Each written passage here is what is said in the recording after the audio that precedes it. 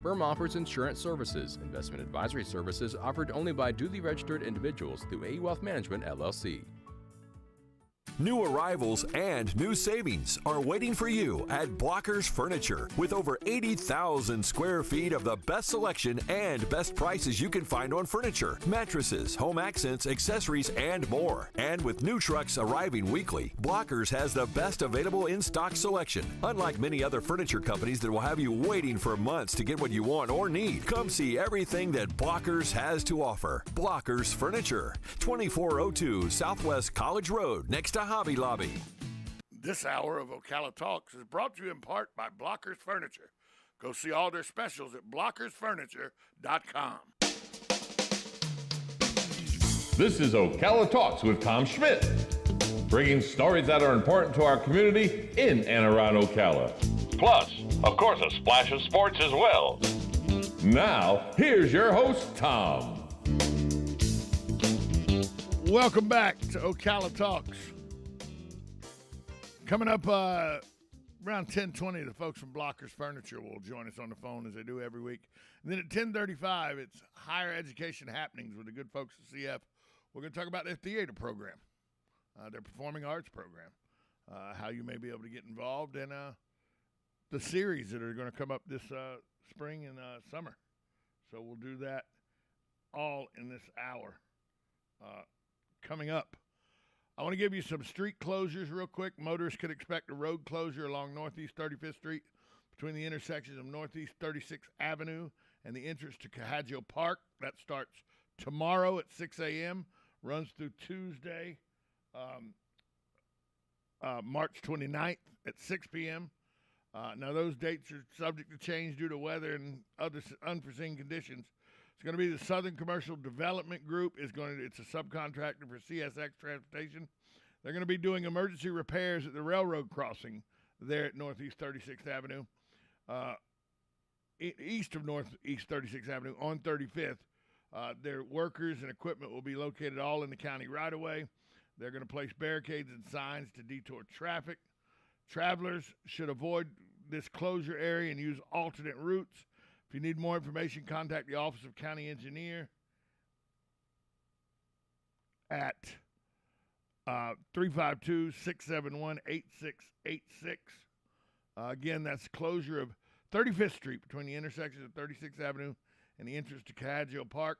Also, starting tomorrow, there will be temporary lane closures on Southwest 60th Avenue between the intersections of Southwest 31st Street and Southwest 20th Street. Miller Pipeline will be making water and sanitary sewer connections. Crews will place barricades and signs to direct traffic through the work zones. Expect delays and use alternative routes when possible. For more information on this project, you can also reach out to the Office of County Engineer at 352-671-8686.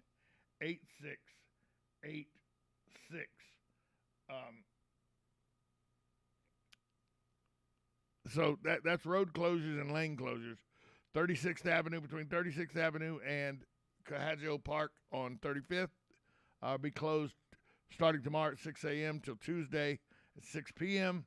And then tomorrow there'll be temporary lane closures on Airport Road between Southwest 34th Street and Southwest 20th Street as they make sewer and water line connections. So keep those in mind as you're out and about driving around.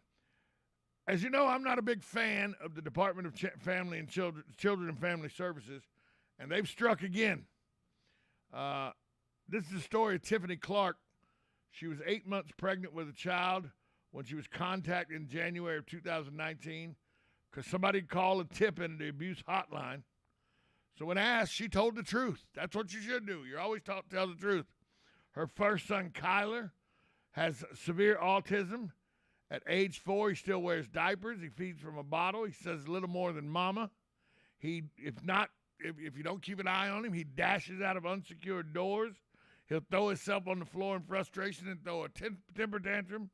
He'll bite his hands. He doesn't want to keep his baby teeth clean. It's very difficult, an autistic child. On top of that, she didn't have any place to really live. She spends nights with families and friends. She then sometimes goes to cold weather shelters or hotel rooms. A Medicaid driver transported her and Kyler each morning to a clinic where she received her prescribed daily dose of methadone. She's a recovering addict. The medication-assisted treatment is for opioid use disorder. She was overwhelmed, she told the investigator. She wanted to be a good mother, but she needed help. Well, the state of Florida didn't give it to her. Instead, she applied for government aid. She was told the emergency cash assistance came with a volunteer requirement. Well, she had nowhere to leave her son so she could do the work.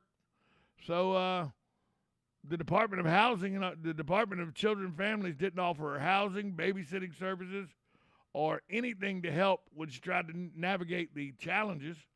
Instead, 3 weeks after her baby was born, the department accused the Palm Coast mother of neglect and took custody of the boys. Then they paid a foster family $1,000 a month to care for her children. Well, how about give her that $1,000 a month? I know she's a recovering addict. I'm a recovering addict, so I understand that that's a difficult process. She would have worked if she could have, she said, but she didn't have any babysitting facilities. The state provides babysitting facilities for families all the time. But they took her children from her, and I know she didn't have a place to live. I understand all the trials and tribulations she was going, but instead of trying to help her out of that hole, they just took her children from her and put them at 4 years old with autism and a newborn in the system to destroy their lives as well, because that's what the system does. The system destroys your life. Tom, how do you know that? I was in the system for the better part of 6 years. From the time I was 11 to 17, my mother, I went in a revolving door with DCF here in the state of Florida and in Georgia, as my mother would, depending on her moods, because she was a paranoid schizophrenic and just an all-around crazy person, depending on her moods, I was either a child she could handle or a child she couldn't handle. And when she couldn't handle me, she would just take me to the juvenile detention center, say, here, he's your problem, and give me up. Yep, that's the life I led from 11 to 17. So I know something about the foster care system. It's a terrible system for children. Well, Tom, what's the alternative? You got to revamp the system. The system doesn't work. First off, you got a social worker that probably has 300-400 cases. They're making about $45,000 a year. They're underpaid. They're overworked. They're overwhelmed. The state doesn't care about keeping the families together because they've been, here with recently, there's been some tragedies where kids have died in the care of family members they shouldn't have been left with. So now they just, anytime there's any kind of claim of neglect or something, they just snatch the kids out and put them in the system. And then they may or may not sort it out afterwards. Now, that's not the individual caseworkers doing that. That's the mandates and the protocols of the state that require that. The individual caseworkers would probably not want to do that. These are caring people who do their jobs as best they can do given the tools they're given.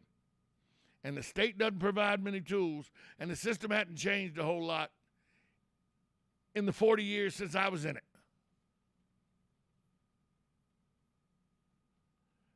The fact that they took these kids from this mother who said, give me a little help, and I got family. She obviously has family that'll help her that haven't given up on her because they let her stay with them and everything as a recovering addict.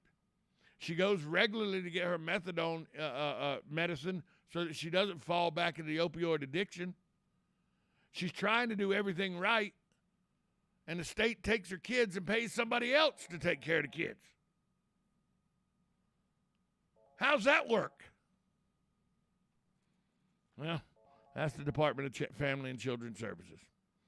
It aggravates me every time I see a story like this. We'll take a break. We'll be back after this timeout. You're listening to Ocala Talks, 1370 AM, 96.3 FM, The Source. Are you or your loved one being released from a hospital and wondering how you'll manage? Inform your physician that you want to go to Palm Garden of Ocala at 2700 Southwest 34th Street for your rehabilitation. Palm Garden provides pain management, post-discharge follow-up, diabetic care, psychosocial support, and so much more. Plus, they even offer outpatient rehab. This award-winning care facility has a team of licensed professionals dedicated to enhancing your independence. Call 352-854-6262 today. Hi, this is JP from Penn Flooring here in Ocala. I would like to invite you to come in and visit our spacious showroom where we have solutions for every style and budget. From wall-to-wall carpet to hardwood floors and tiles, we have an unsurpassed selection of flooring. At Penn Flooring, we've provided quality customer service with a family touch for over 25 years. Visit our website at pennflooring.com or come by our showroom, 1201 Southwest 17th Street, just over the bridge. Penn Flooring, quality customer service with a family touch.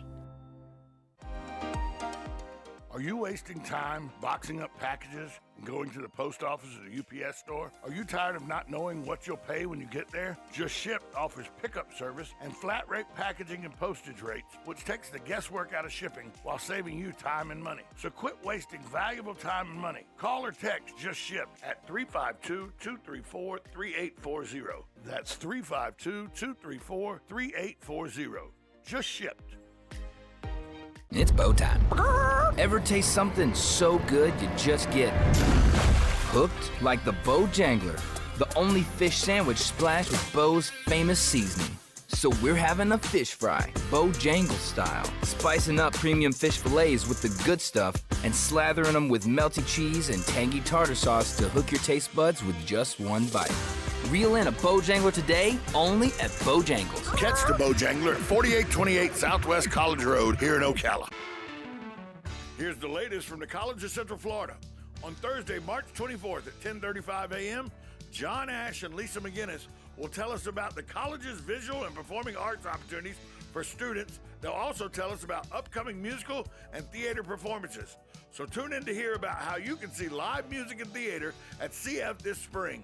That's Thursday the 24th at 10:35 a.m. on Higher Education Happenings. Veterans Helping Veterans USA. Call 352-433-2320. We help veterans and their families with limited financial assistance, counseling, employment referrals, and a food and clothing bank. You can help in making a huge difference in the veterans' lives we serve by donating food, clothing, household items, or direct financial assistance. All donations are tax deductible. Veterans Helping Veterans USA. 352-433-2320. Thank you for your attention, and God bless America. You're getting ready to move and you work hard. That's why you call Two Men in a Truck, 352-289-0666. You need pros. Trained professional moving experts to do the heavy lifting for you. That's why you call Two Men in a Truck, 352-289-0666. They care about your things as much as you do, and they do it fast and right. That's why you call Two Men in a Truck, 352-289-0666. Visit twomeninatruck.com and get moving. 2 Men in a Truck. Think you know Dex Imaging? Think again. In the office, streamlining communications. In the field, delivering top-notch service, enhancing productivity and reducing downtime. In the data center, a part of the growing digital document revolution. In the world of business, supporting entrepreneurs and helping companies grow. In the forefront of technology,